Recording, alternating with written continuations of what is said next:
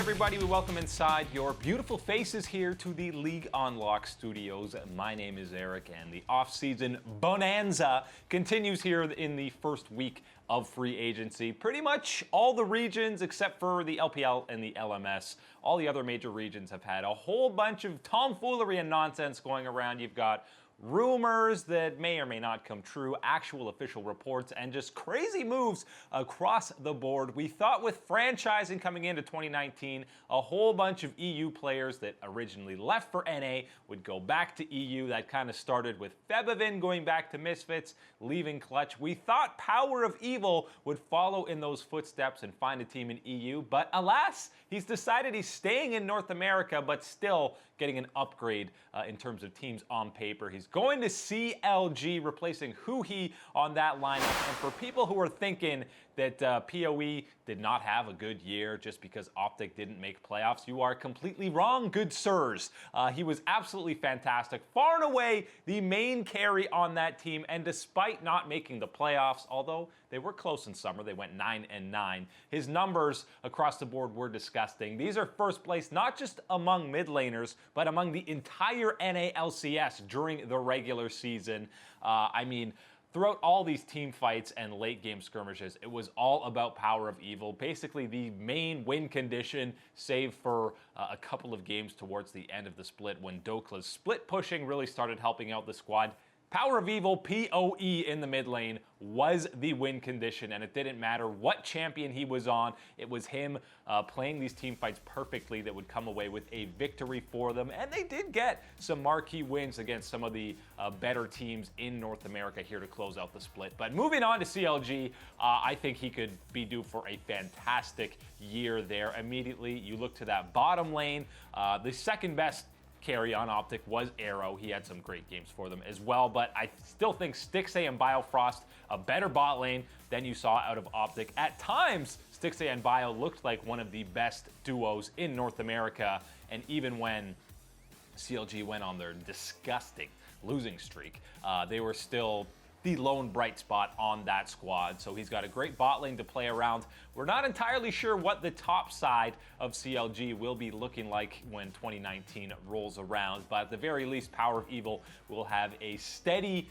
force in that bottom lane to help him out and, you know, alleviate some of the pressure, because you know the junglers are going to be paying a whole lot of attention to PowerOfEvil. He's been an absolute force and has been on most of the teams that he's played on. If you forget about that stint on Origin in 2016, Unicorns of Love, he was the featured carry. Misfits, he was, you know, less of a carry with the likes of Hans Sama, but still a fantastic mid laner. Optic, he was the sole win condition, as I already said. And CLG, I expect them to be playing through him quite a bit as well. And in terms of that top side, which we don't know exactly what they're looking at, Reignover and Darshan are currently the starters there, but it's rumored that with Odoamne being released from Splice, which, if you didn't know, was already some breaking news, and it sounds like Splice is signing Vizichachi in that top lane. But with Odoamne now likely heading into free agency, CLG are one of a few different teams, including Rogue, who already signed Hikyu, and Kikis are in talks of maybe bringing Odoamne over,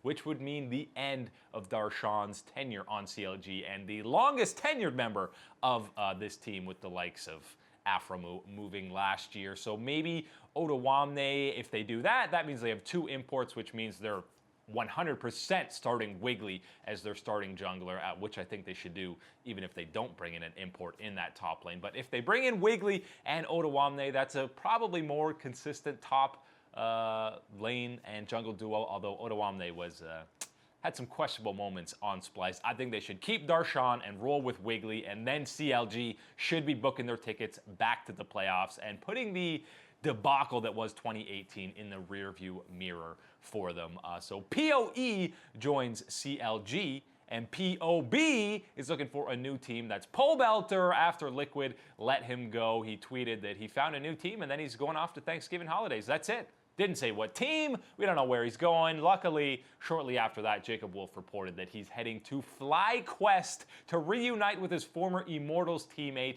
in WildTurtle. And I mean, on paper, obviously, Liquid is the favorite to win North America, so going down to FlyQuest is a bit of a downgrade for Pobelter, but I think it's a great signing for FlyQuest. And Pobelter, again, he gets to play with a former teammate. And FlyQuest made playoffs in summer, and I mean, they only have basically 3 members now. It sounds like it'll be WildTurtle, Pobelter, and Santorin. But the good news is that's 3 domestic players, so they do have 2 import slots open.